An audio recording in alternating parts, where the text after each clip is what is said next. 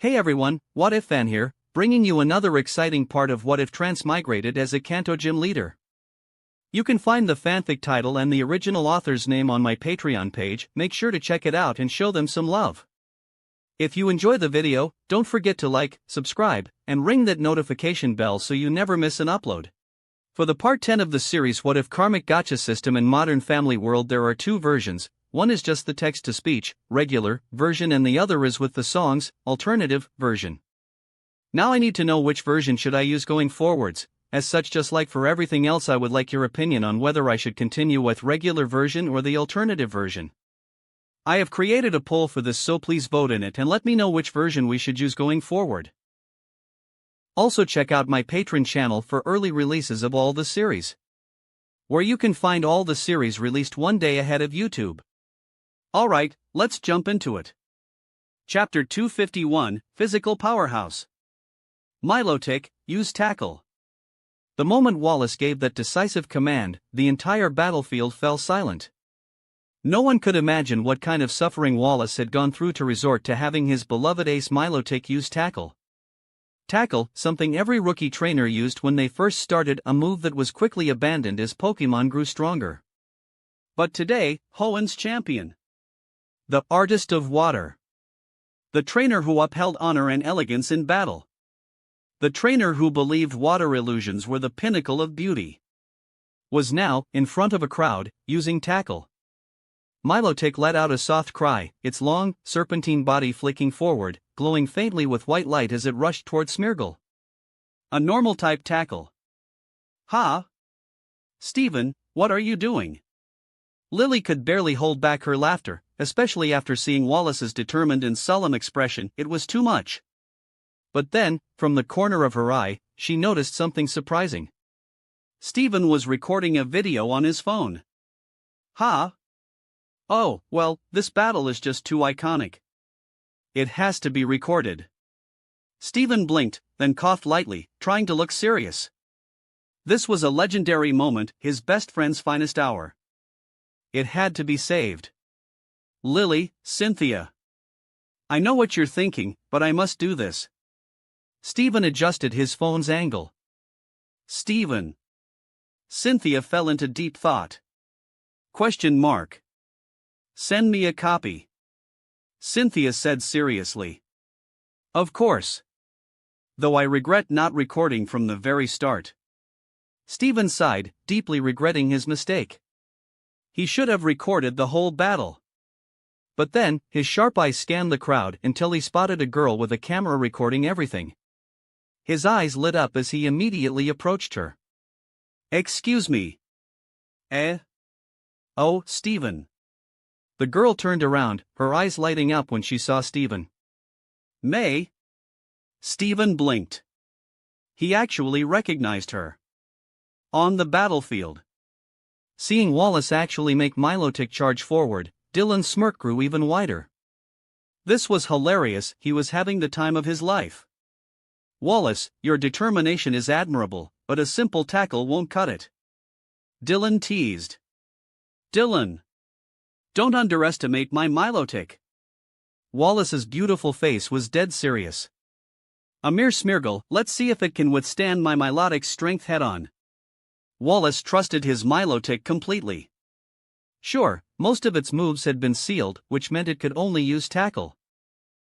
But who cares? This was just a Smeargle. Even if Dylan let it use Giga Impact, it still wouldn't overpower Milotic. Oh? Dylan raised an eyebrow. Smeargle's body flashed white, Moody activated again. Its defense increased by 2 stages, while its special attack decreased by 1. Milotic was fast, and it was already closing in on Smeargle. Compared to Smeargle, Milotic was a giant. Milotic was gorgeous, but in reality, it was a large-sized Pokemon. The average Milotic was 6.2 meters long, but Wallace's Milotic, after years of careful training, was at least 6.8 meters. But size doesn't decide battles. Spiky Shield. Dylan commanded calmly. Wallace's pupils shrank. Wait, Milotic, stop. Grass-type move, Spiky Shield. Like baneful Bunker and King's Shield, it was a protective move. Smeargle swished its tail, summoning a green, spiked barrier around itself.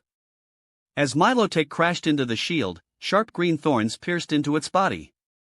Milotic let out a pained cry and immediately recoiled. Spiky shield not only blocked attacks but also inflicted damage if the opponent made contact. Because Milotic had Safeguard active, Dylan couldn't use Fire Pledge or Baneful Bunker, but Spiky Shield still worked. Wallace's normally flawless, graceful face was now dark and grim. He felt nauseous. How is this guy even real? This battle style, how had no challenger ever smashed his gym doors down in rage?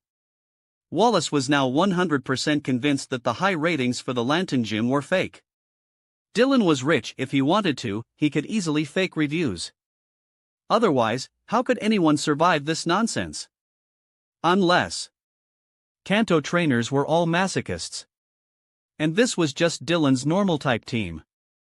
What if he used Dark, Ghost, or Poison types, all known for their toxic playstyles? Wallace fell into deep, painful silence. Dylan, aren't you going to attack? Dylan, seeing Wallace frozen in place, asked politely. Wallace said nothing. He didn't want to fight anymore.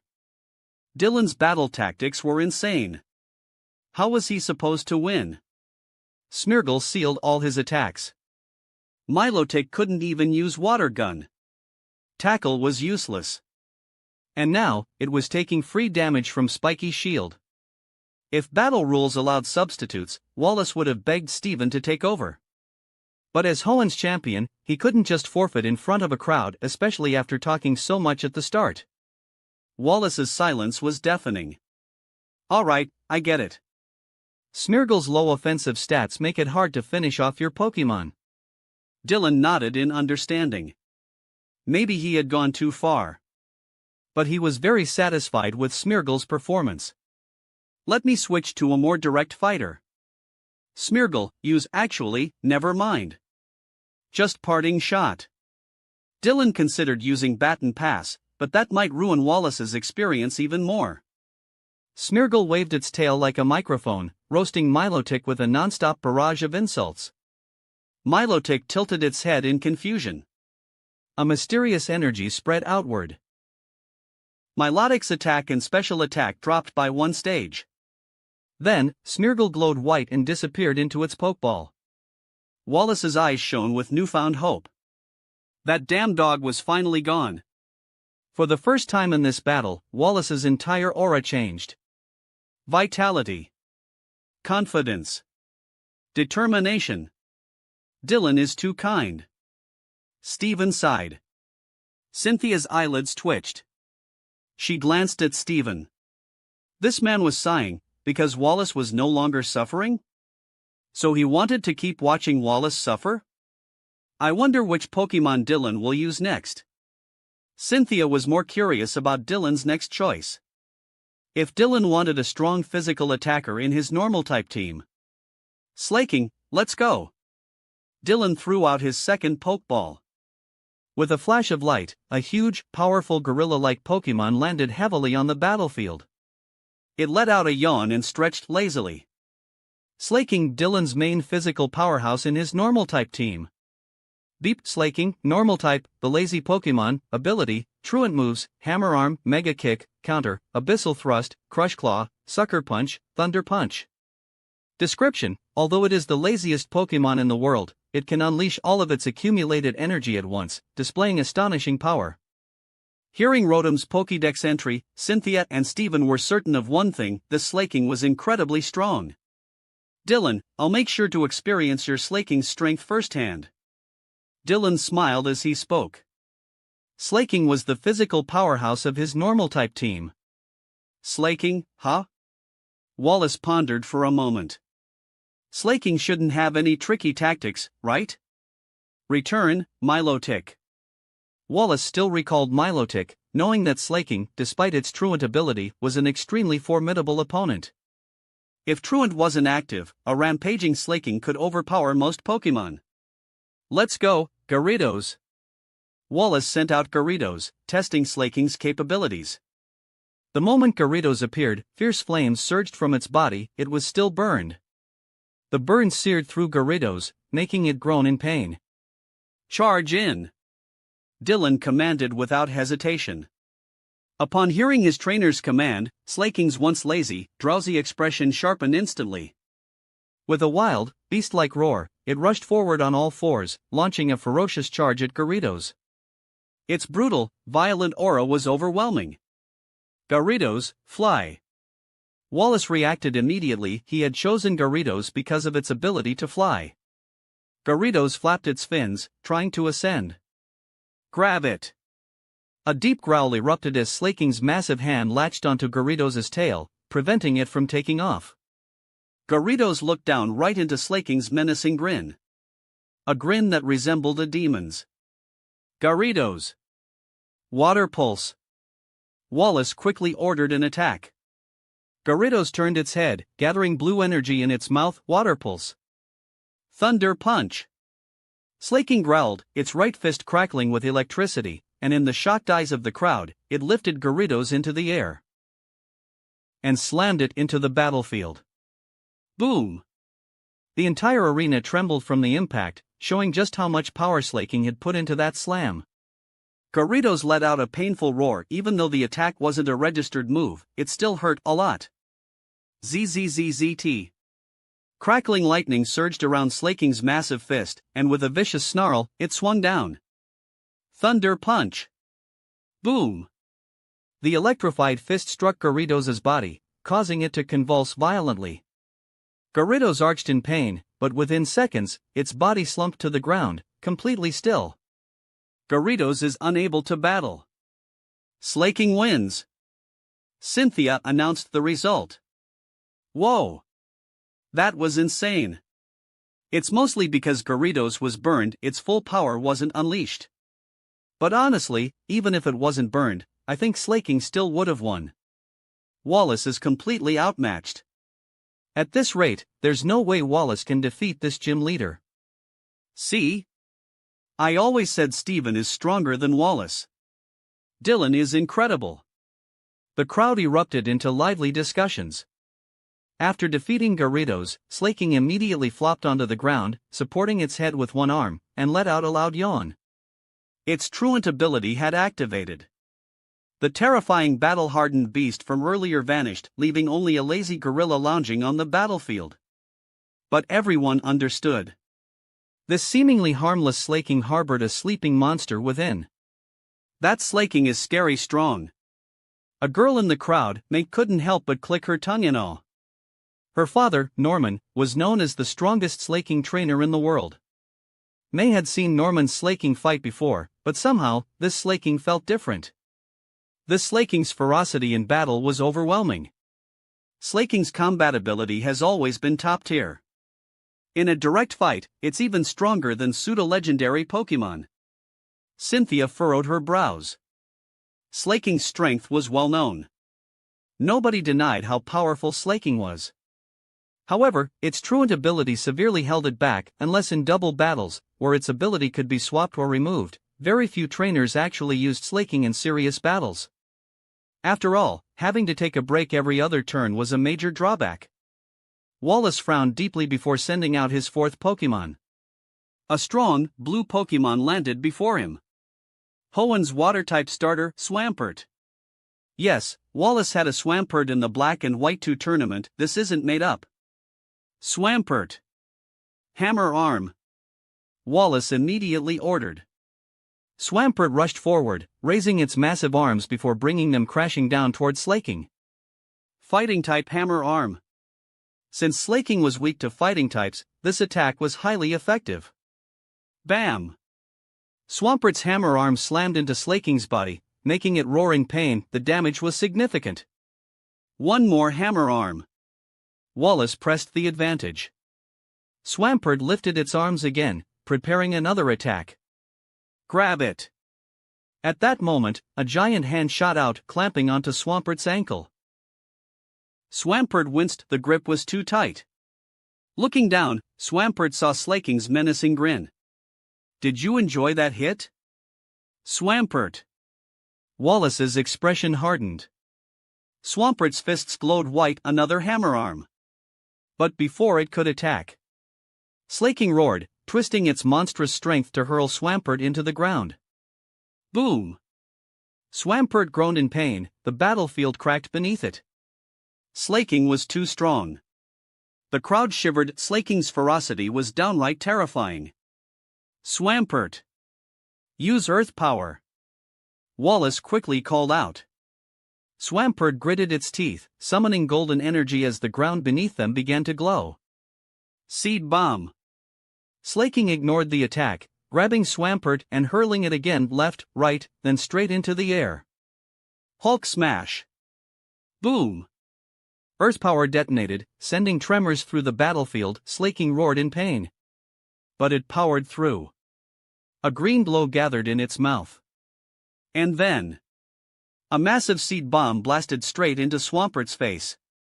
Slaking immediately flopped onto the ground, taking a break. Swampert! Use protect! Wallace panicked. But it was too late. The seed bomb exploded on impact, 4 times effective against Swampert. When the dust settled, Swampert was knocked out cold. Swampert is unable to battle. Slaking wins, Cynthia announced. This. Wallace stared at Slaking, then at his fallen Swampert. This Slaking was beyond ridiculous. First, Smeargle had tormented him. Now, Slaking was brutally overpowering him. Dylan wasn't using tricks anymore, he was just crushing him outright. Chapter 252, A Friend. Wallace recalled Swampert, hesitating over his next move. Milotic's physical defense wasn't great. If it took 2 hits from this absurdly strong Slaking, it probably wouldn't last. No, that wouldn't work. His gaze settled on the lazy, slouched Slaking, currently resting. Tentacruel. Wallace threw out his 5th Pokeball, his final Pokemon for this gym battle. With a flash of white light, a blue jellyfish Pokemon appeared, its long tentacles supporting its weight. A water/poison type, Tentacruel. As a water-type specialist, Wallace's team performed best in aquatic arenas, and some of his strongest Pokemon needed water surfaces just to function properly. For instance, Wylord and Lovedusk. Without water, they could barely fight at all. Compared to them, Tentacruel was at least usable on land, though far from ideal. Honestly, reaching champion level using Pokemon like these was an achievement in itself. Dylan watched, immediately guessing Wallace's plan. Tentacruel, use Toxic. Wallace wasted no time. Tentacruel raised 2 tentacles, summoning a dark purple toxin before launching it at Slaking. Still resting, Slaking didn't even try to dodge. The poison seeped in instantly, dark energy pulsing across its fur. Purple blotches spread, and Slaking let out a pained roar. It was badly poisoned. Not bad, Champion Wallace. Dylan gave an approving nod. Yes, Slaking's truant ability was a fatal weakness. Instead of brute force, Wallace had chosen the smarter route, status conditions like burn or poison. Now, Slaking's clock was ticking. But how will you handle its next attack? Dylan's voice barely fell when Slaking suddenly stood, wild ferocity returning to its eyes. Charge in! Letting out a guttural snarl, Slaking lunged at Tentacruel with terrifying speed. Surf! Wallace countered immediately. With Slaking poisoned and held back by Truant, all he had to do was stall it out. Sure, this wasn't the most honorable strategy, but as long as he could take down one of Dylan's Pokemon, it was worth it. Tentacruel lifted its tentacles, gathering water energy. Just as the tides began to surge. Sucker Punch! Slaking's eyes flashed with darkness as it vanished. A shadow streaked behind Tentacruel. Tentacruel, watch out! Wallace's eyes widened. Too late. A massive black glowing fist swung down. Boom! Tentacruel slammed into the floor, the rising water collapsing with it. Even the battlefield trembled. Though Sucker Punch wasn't super effective, Tentacruel's weak physical defense made the damage brutal, especially against Slaking's raw power. Protect! Wallace reacted instantly. Dylan, however, was quicker. Thunder Punch! Electricity crackled around Slaking's raised fist. A violent wind surged, the punch barreling toward Tentacruel. But just in time, a translucent shield formed around the jellyfish. Boom! Thunder Punch crashed into the protect barrier, failing to break through. At that moment, purple energy pulsed from Slaking's body. The second wave of toxic damage. As Slaking winced, its wild aura faded. Truant kicked in again. Yawning, Slaking flopped onto the ground once more. Ugh, what a waste, Lily pouted. If not for Truant, Slaking would have won already. That's just how it is, Cynthia replied. If Truant could be removed, Slaking wouldn't be such a rare pick. After all, if Truant could be bred out, Slaking would be a top-tier powerhouse. Tentacruel, use Vinoshock. Wallace seized the opening, giving his command. Tentacruel raised its tentacles, unleashing a blast of toxic purple liquid straight at Slaking. Slaking let out a pained snarl. Because Vinoshock's power doubled against poison targets, the attack landed hard. Wallace's eyes sharpened. One more. This was it. He could take down Slaking. Tentacruel fired another blast, but Slaking's aura changed. Truant was over. Sucker Punch. Slaking vanished. Tentacruel's attack missed entirely. Tentacruel, dodge! Wallace shouted, but it was useless. A shadowy fist appeared behind Tentacruel, slamming into its head with crushing force. Boom! The jellyfish's body dented inward before collapsing onto the ground. Protect! Wallace called. Grab it! Dylan countered. Tentacruel struggled to lift its tentacles, attempting to shield itself. But Slaking moved first.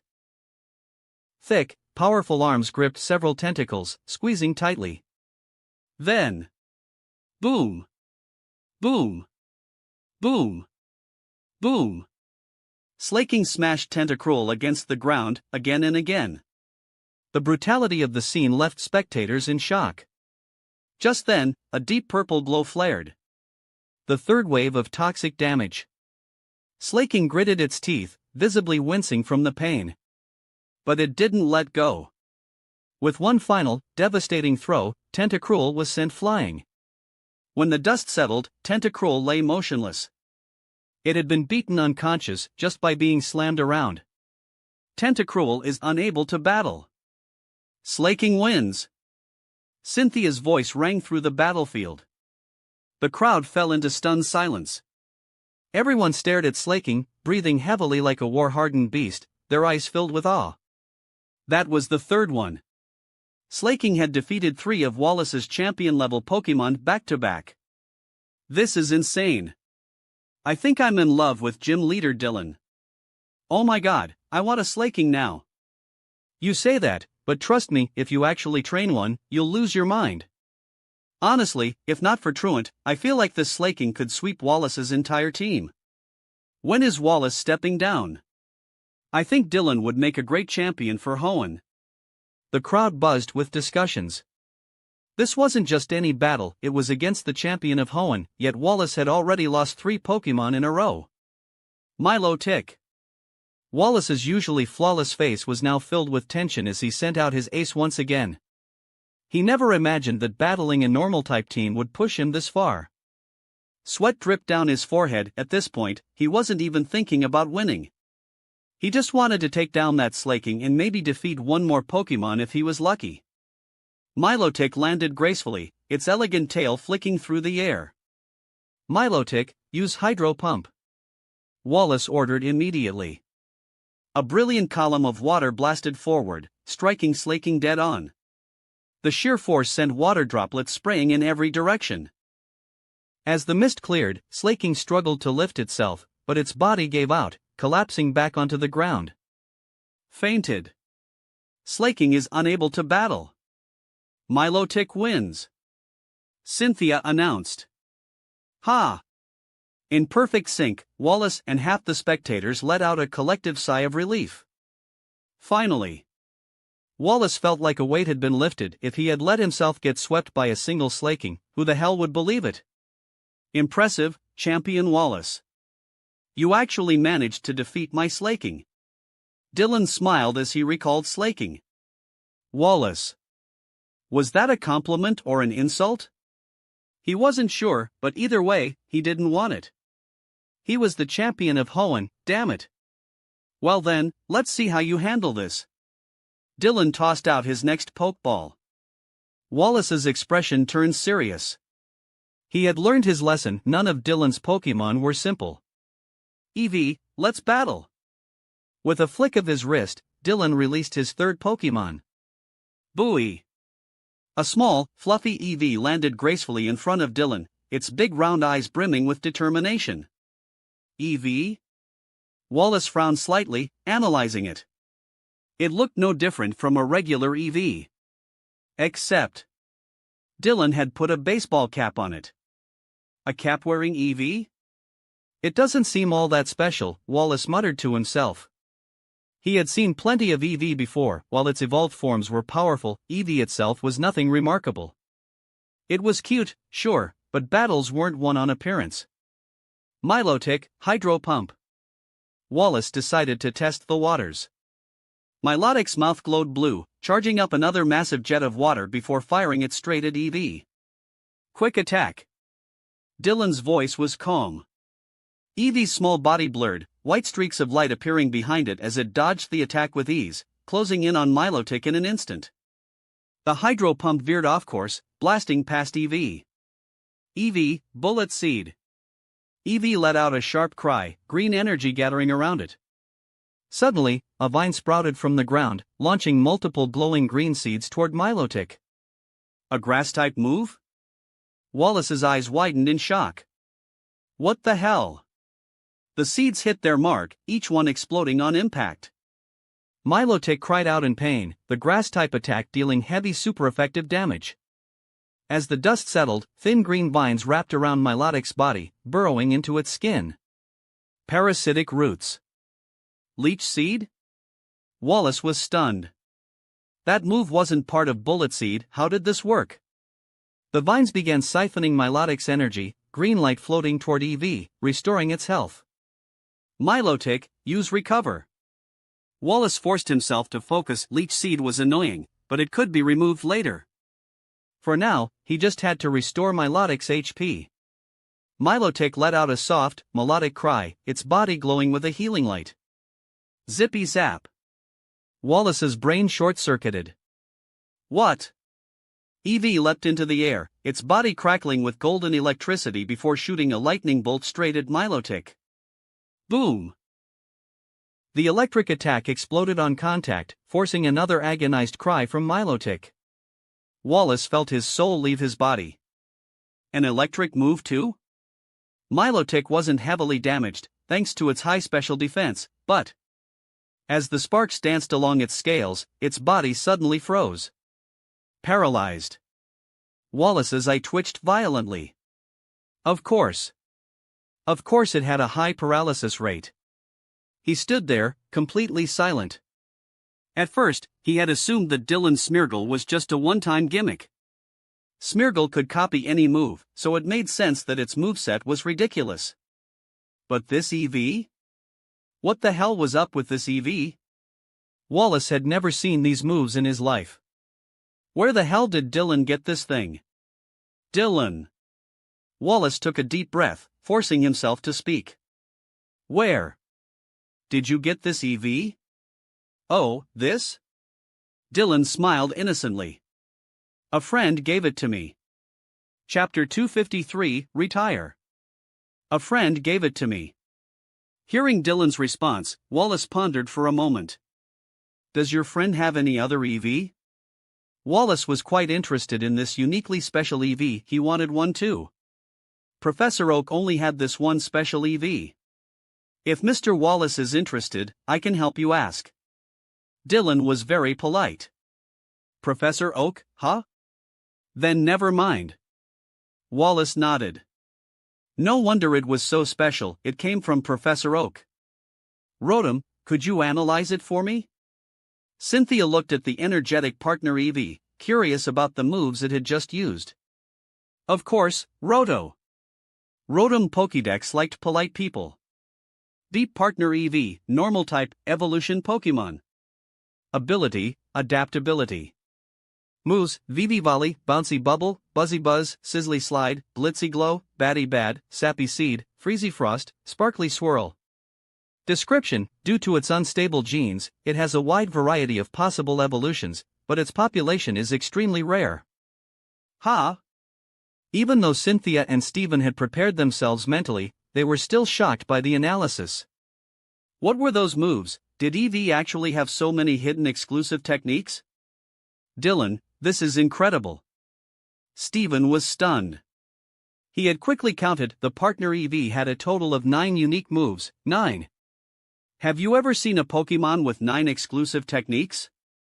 Normal, water, electric, fire, psychic, dark, grass, ice, fairy. It perfectly corresponds to EV's 8 evolution types. This is astonishing. Cynthia's beautiful eyes sparkled as she carefully examined the properties and effects of these 9 moves in the Rotom Pokédex. Except for the normal type Vivi Volley, the other 8 moves were not only powerful but also had exceptional additional effects. For example, the Buzzy Buzz that partner EV just used had power comparable to Thunderbolt, but its paralysis chance was far higher than Thunderbolt. Too strong. My brother once said that because partner EV is a very special EV, it is born unable to evolve. But in return, its potential far surpasses other EV. Lily explained to the two of them. Yes, just like partner Pikachu, partner EV was naturally unable to evolve, but it had much greater potential and strength than an ordinary Pikachu or EV. These moves were also personally taught to partner EV by my brother, one by one. Well, actually, they were learned in the growth simulator. Dylan had discovered a mentor in Kanto who specialized in teaching partner moves from Let's Go Pikachu and EV. If I were to challenge Dylan, I would definitely not want to face his normal type team. Steven stroked his chin, feeling certain about this. Even though Dylan had only revealed 3 of his main Pokemon, just that Smeargle alone was enough of a headache. Challenging Dylan was a meaningful experience. After all, Dylan was undeniably powerful. Fighting against strong opponents was the best way to improve oneself. He would definitely challenge Dylan in the future when he had the chance. But for now, he should thank Wallace. He had taken the hit first. Mr. Wallace has no chance of winning. Cynthia nodded as she watched partner EV and Milotic still engaged in battle. Milotic was now paralyzed. Though the Marvel Scale ability had activated, raising its defense, it was meaningless. Compared to the defensive boost, paralysis had too severe an impact on Milotic. Not only did it slow Milotic's movements, but the worst part was the occasional full-body paralysis. Partner EV was already strong, and now that Milotic's threat level had plummeted due to paralysis, the battle was as good as over. Sure enough, Milotic was soon defeated by partner EV. Then came the Ludicolo, still asleep. One pom-pom break from partner EV, and Ludicolo was GG. Challenger Wallace has lost all 5 of his Pokemon. This challenge ends in failure. Cynthia officially announced the battle's result. The onlookers gasped in shock. The Hoenn champion Wallace had just lost a gym challenge. And in a 5v5 battle, he had only defeated one of the gym leader's Pokemon. If this news spread, all of Hoenn would be shaken. Especially those who disliked Wallace. They would absolutely seize this opportunity to criticize him online. Dylan, you're amazing. I'm not even close. After the battle, Wallace recalled his fainted Ludicolo and looked at Dylan with a complicated expression. He had hoped to use this gym challenge to show Dylan the power of his water-type team, but instead, he was completely destroyed. His water-type team didn't even get a chance to shine, but Dylan had perfectly demonstrated the strength of the normal-type Rota gym. Mr. Wallace is very strong as well. I learned a lot. Dylan remained humble. Wallace's mouth twitched. Learned a lot from what? We should leave now, my reputation is ruined. Wallace glanced around and noticed the large crowd of spectators. He pressed his fingers against his forehead, feeling a headache coming on. He didn't even need to check. By now, the internet was definitely flooded with headlines about how he got destroyed by a Kanto gym leader. The group quickly left the battlefield and returned to the Hoenn League building, heading to Wallace's champion's office. Stephen had also brought May along. Dylan took a few extra glances at the cheerful and energetic girl. She wore a tight-fitting tank top that accentuated her slender waist and graceful curves, paired with white shorts and an adorable hair accessory atop her head. Without a doubt, this was May, the protagonist of the Pokémon Ruby and Sapphire series. In the anime, her name was May, while in the Pokémon Adventures manga, she was Sapphire. Dylan could never forget watching Pokémon Evolutions, the wish in his previous life where Zinnia summoned Rayquaza, only for May to engage in a capture battle. In the end, Mega Swampert landed an Ice Punch and one-shot Rayquaza, catching it effortlessly. Absolutely insane. This is May, daughter of Norman, the gym leader of Petalburg City. Inside the office, Stephen introduced May to the others. He had met her earlier when she delivered a package for Mr. Stone. Seeing this talented and lively girl, Stephen had taken a liking to her and kept an eye out for her growth. "Hello, seniors." May bowed politely, her voice crisp and sweet. May is a rookie trainer who started her journey this year, but she's exceptionally talented. I think she'll be the champion of this year's grand festival. Stephen had high praise for May, seeing her as the future of Hoenn. He. Hearing Stephen's praise, May scratched the back of her head shyly but still puffed up her chest with pride. A promising talent.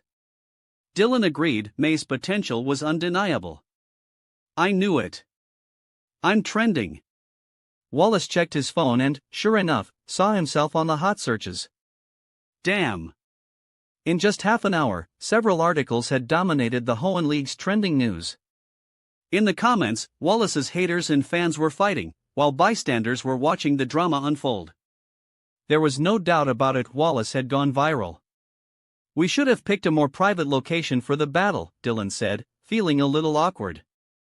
Though, in all honesty, he had gone easy on Wallace. Maybe, but... Wallace fell into deep thought. Looking at the flood of headlines, he stole a glance at Stephen. He suddenly felt like this was a golden opportunity. Yes, later, he would go find President Goodshow and resign due to disgrace. After all, as Hoenn's champion, he had just been utterly defeated in public by a gym leader from Kanto.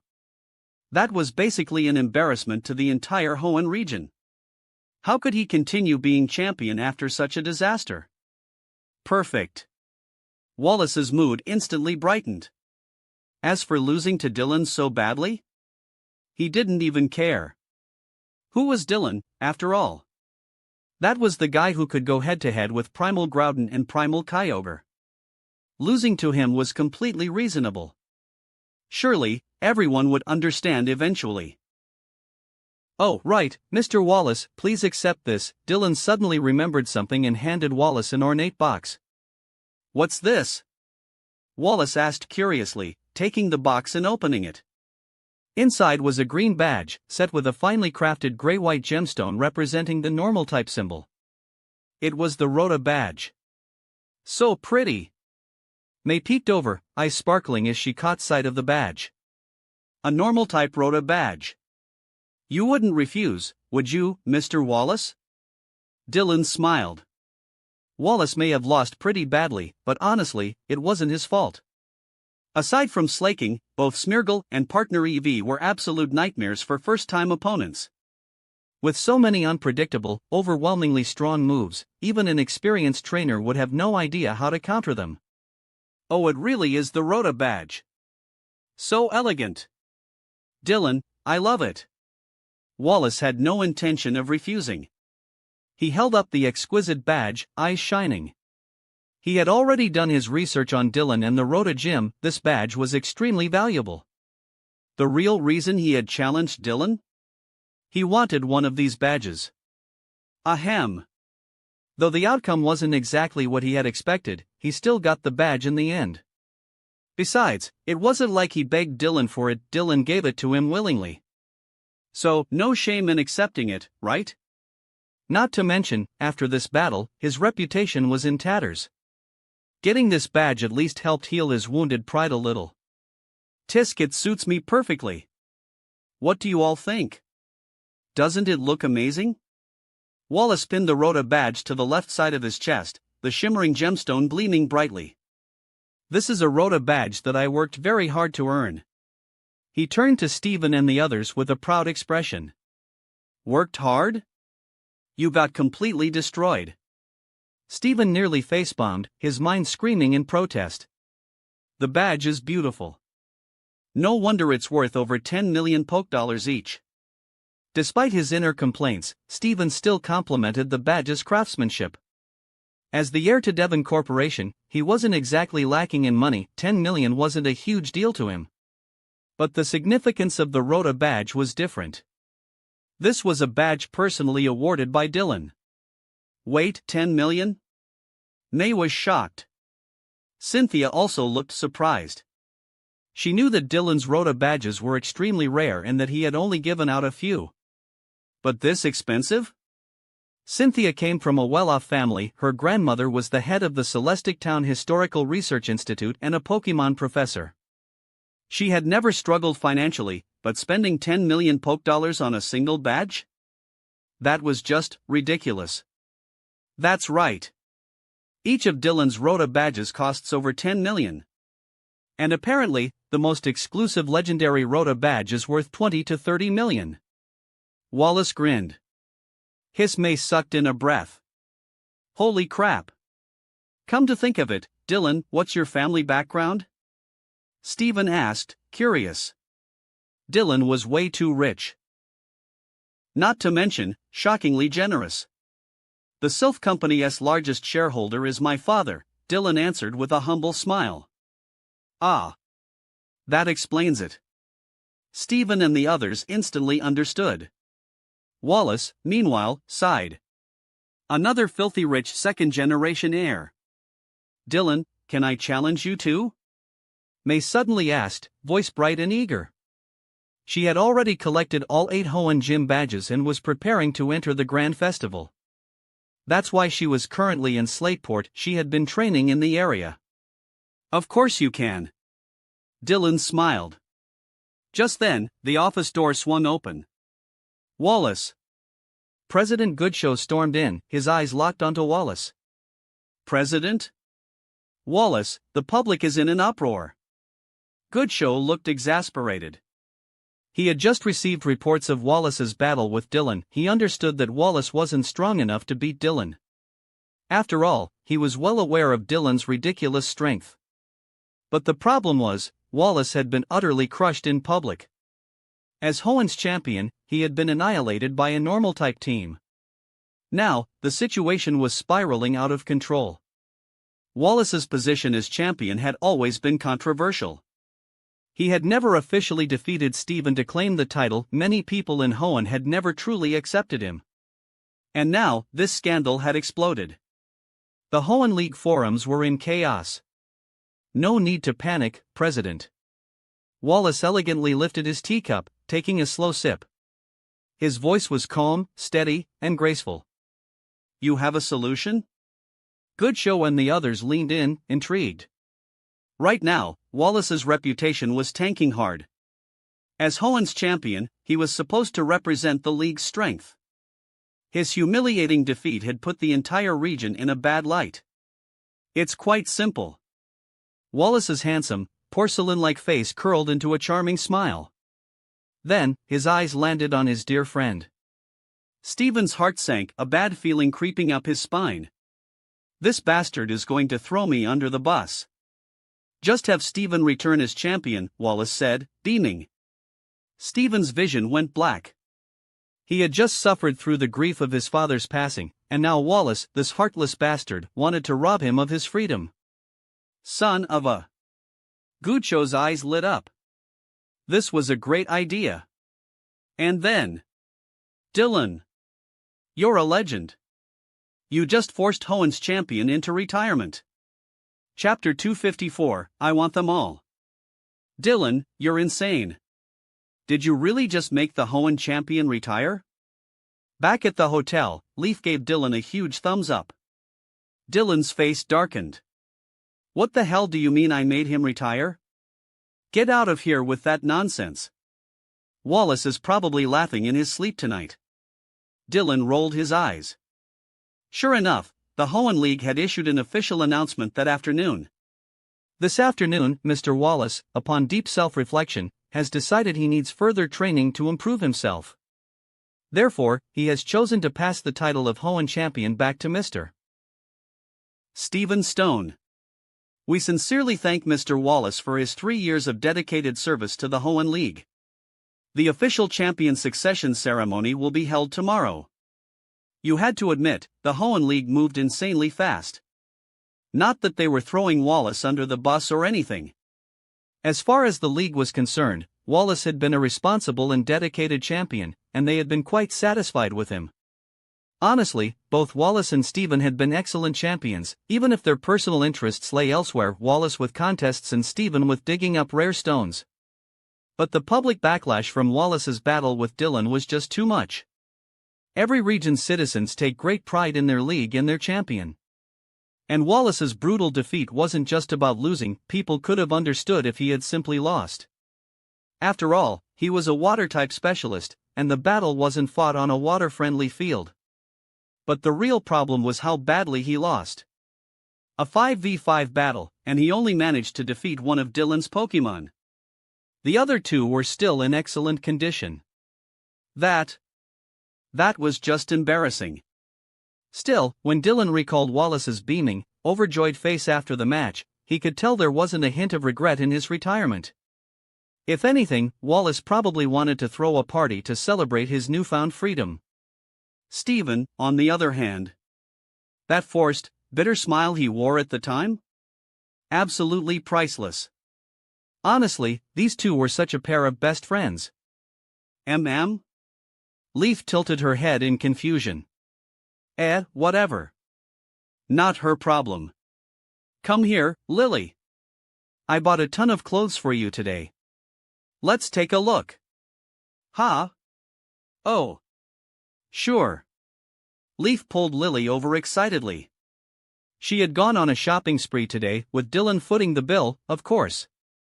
Dylan had just sat down on the sofa when his phone suddenly blew up with notifications. Professor Oak, my boy is unbeatable. Smiling face with sunglasses. Chairman Goodshow, ha ha ha, incredible. You made Wallace retire? Dylan, my top general, is truly unstoppable. Face with tears of joy. Lance, not bad, my junior. Are the champions from other regions really this week? Alder, I'm dying. Dylan, you actually forced Hoenn's champion to step down? Ha ha ha. Rolling on the floor laughing. Alder, by the way, when are you coming to Unova again? I was talking to Caitlin recently, maybe I should introduce you to? She's a super gorgeous young lady from a very wealthy family. A perfect, high-class beauty. Eyes. Blue, holy shit, Dylan. Astonished face fire. Dylan scrolled through the messages, speechless. How do these guys get news so fast? Then again, it wasn't that surprising. Hoenn had already been in the spotlight due to the Groudon vs. Kyogre incident, and now, out of nowhere, they were changing champions. That was huge news. Dylan replied to each of them, especially Alder. This guy was always trying to set him up with someone. Still, the whole situation had worked in Dylan's favor. Wallace went viral. Dylan went viral. And Rota Gym became a hot topic worldwide. People from other regions were now incredibly curious about Rota Gym.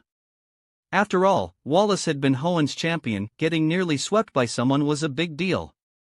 Just as Dylan finished replying to the messages, another chat exploded. Officer Jenny, Neo at everyone, did you see that? This is what a real gym leader should be like.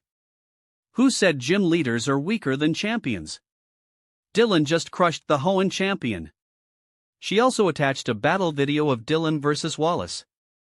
Officer Jenny, Neo, study this. Learn from it.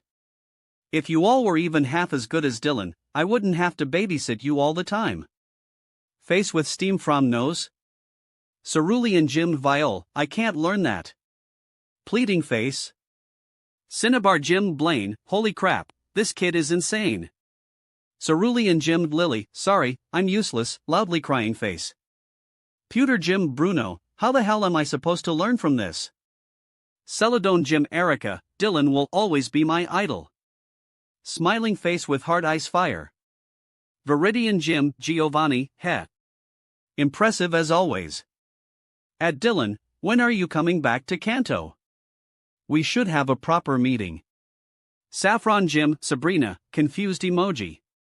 Dylan, I'll be back in Kanto in the next couple of days. I'll make sure to visit, Mr. Giovanni. After replying, Dylan leaned back in thought. This was the second time Giovanni had reached out to him. Interesting. Once he got back to Kanto, he would definitely pay him a visit. The next day, Slateport Airport. If you ever want to visit Hoenn again, you're always welcome, Steven said with a polite smile. Even though, deep inside, he was screaming in despair, he really didn't want to be champion again. But, for now, he had to smile and wave. I definitely will when I get the chance. Dylan returned the smile. I feel the same way. This trip to Hoenn has been very rewarding, Cynthia added. If you ever come to Sinnoh, let me know. I'll personally show you around. If Mr. Dylan ever visits Sinnoh, I'd love to challenge your gym as well, Cynthia said, her golden eyes flashing with excitement. She was genuinely interested in facing the Rota gym. Of course. I'd love to battle you too, Miss Cynthia, Dylan smirked. Oh. If that happens, you have to let me know. Wallace's eyes sparkled. A battle between Dylan and Cynthia? He had to watch that live. As their plane took off, Wallace and Steven watched from the ground, reflecting on everything that had happened. They both knew this event, this meeting with Dylan and Cynthia, was part of that same fate. But then... Aizen. Wallace gritted his teeth in fury. On his phone screen was a photoshopped image of him and Steven wearing wigs and dresses in a romantic pose. There was no doubt this was Aizen's doing. Damn you, Aizen. And in the comments section, the likes and shares were skyrocketing. Just then, his phone rang. It was Ligia. Wallace, men, it won't work out. Wallace was left staring at his phone, completely speechless. Kanto region. Dylan and his companions finally returned to Rota Street. Few finally back home. At the entrance to Rota Street, Leaf stretched her arms wide, sighing in comfort. Even though their trip to Hoenn had lasted less than a week, it felt like they had experienced so much. Especially for her, being Dylan's double was exhausting. Yeah, it really feels like we were gone for a long time, Lily nodded in agreement. Let's go. Everything's already set up. Dylan motioned for them to follow, he had already made the necessary arrangements in advance. The three of them made their way to a dye workshop in Rota Street, one that Dylan had specially contacted beforehand. In fact, he had gone a step further and bought out the entire place. Mr. Dylan. Jack, how's the preparation going? Dylan stepped inside, where a middle-aged man greeted him. This was Jack, the workshop's former owner. His family had been in the dyeing business for generations, making them masters of their craft. Of course, Mr. Dylan. Based on the reference images you provided, we have painstakingly recreated every detail, there won't be even a fraction of a mistake. But, is this really happening? Jack's eyes gleamed with anticipation. Of course. If you all do a perfect job, everyone will be rewarded. But I won't tolerate any leaks about this project. Understand? Dylan smiled, his tone light but firm. Please don't worry, Mr. Dylan. Jack responded immediately, his posture straightening. Good. Let's do it here. Dylan followed Jack to a spacious hall. After scanning the area to ensure it was big enough, he released a pokeball. With a flash of white light, a deep, rumbling dragon's roar echoed through the workshop. Rayquaza rose majestically, its piercing golden eyes gazing down at the scene. Oh my god! It's Rayquaza! Jack almost fainted from excitement. Dylan wasn't lying, he was really about to dye Rayquaza. Jack could hardly believe it. He was about to work on a legendary Pokemon. Meanwhile, Rayquaza remained proud and imposing, its regal aura undiminished. But its sharp eyes soon turned to Dylan, filled with curiosity. "Jack, bring out the sketches." "Right away." Jack rushed off and quickly returned with a thick sketchbook. Leaf and Lily leaned in, curious about what they were about to see. "Mr. Dylan, this is the black Rayquaza you requested." Jack flipped to the first page, revealing a stunningly detailed drawing of a sleek, jet-black Rayquaza. "If you want this exact color, the dyeing process will take around 2 to 3 days. As per your requirements, the dye will be waterproof, durable, and completely safe for the skin. However, the color will need to be reapplied every 3 months to maintain its vibrancy. And that's assuming there's no intense battling. If the battles are too extreme, there's a chance the dye might wear off." Jack explained this seriously, though he secretly found it a bit unnecessary. Who in the world was capable of beating Rayquaza so badly that it lost its paint job? That was impossible, right? Rayquaza lowered its head slightly, staring at the drawing. Then its golden eyes lit up. "Mother's black skin. Dylan. I want this. I need this." Rayquaza's mental voice rang out in Dylan's head, urging him excitedly. It wanted to be black too. It wanted to be a shiny Rayquaza. "Calm down," Dylan chuckled, patting Rayquaza's side. "What other options do you have?" Dylan asked Jack. "Aside from the black version you requested, we also designed several alternate colors. For example, take a look at this one." Jack flipped to the next page, revealing an intimidating, blood-red Rayquaza, with jet-black wings. Rayquaza's eyes gleamed like lanterns. "This red looks amazing too." "This one features a dark crimson body, exuding an aura of power and mystery," Jack described. "Dylan. I want this one too." Rayquaza's voice roared in Dylan's mind. "And here's another. Gold represents the highest level of prestige. This version radiates absolute dominance." Jack flipped another page, revealing a pure gold Rayquaza. "My Rayquaza clan was born to be dominant." Rayquaza was completely immersed in the possibilities. Ivory white. Platinum gray. Fairy pink. Rayquaza was losing itself in a sea of colors. "Dylan, which one should I pick?" Rayquaza's voice was filled with conflict. But it didn't take long before it made its decision. "I want them all." The Rayquaza clan had no limits, it would claim every color.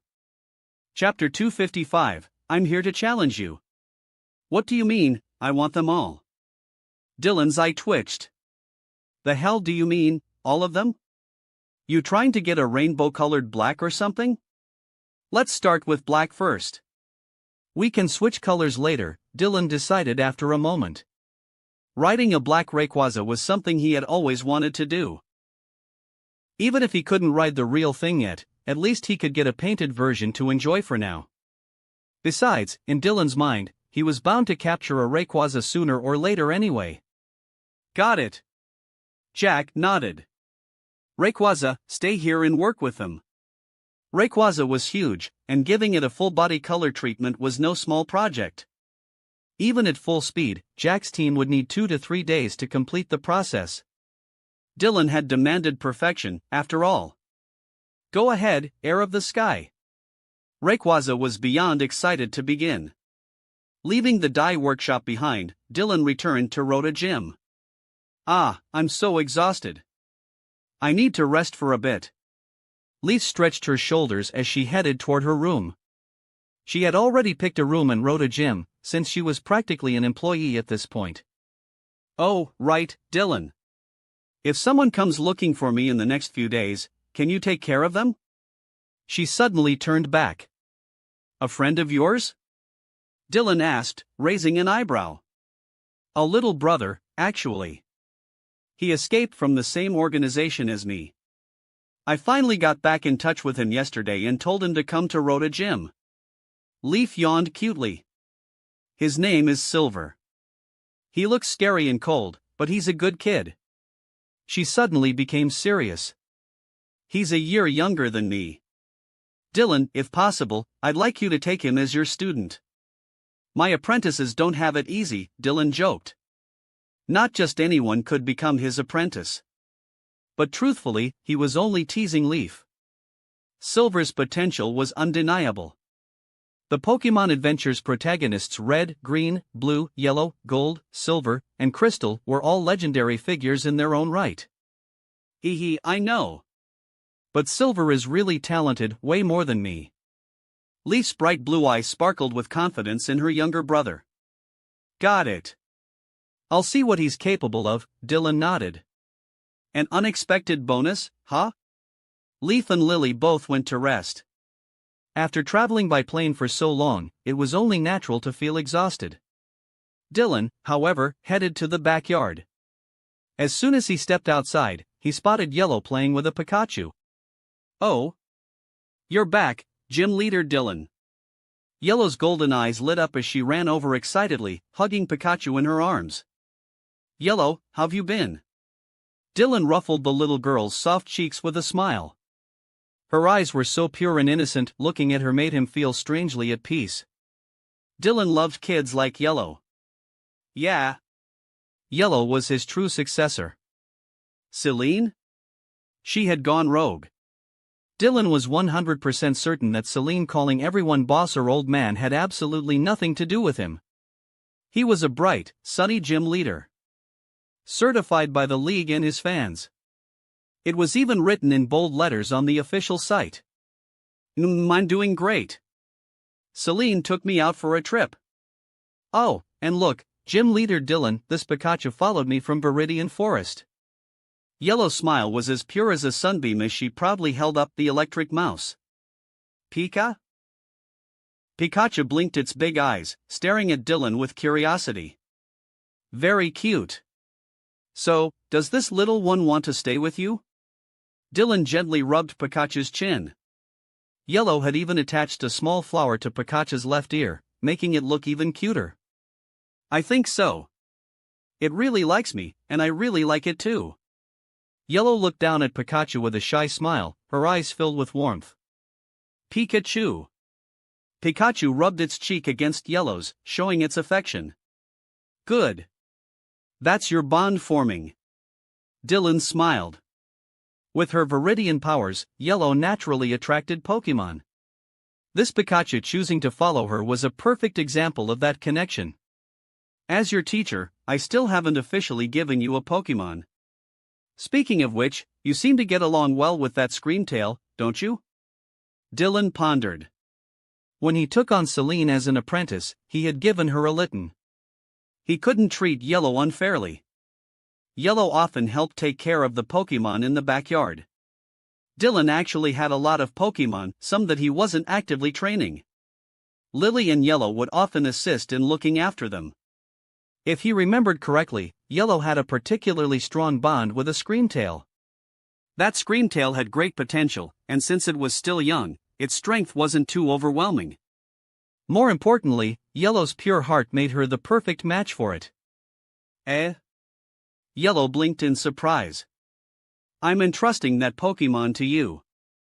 Make sure to take good care of it, alright? Dylan smiled warmly.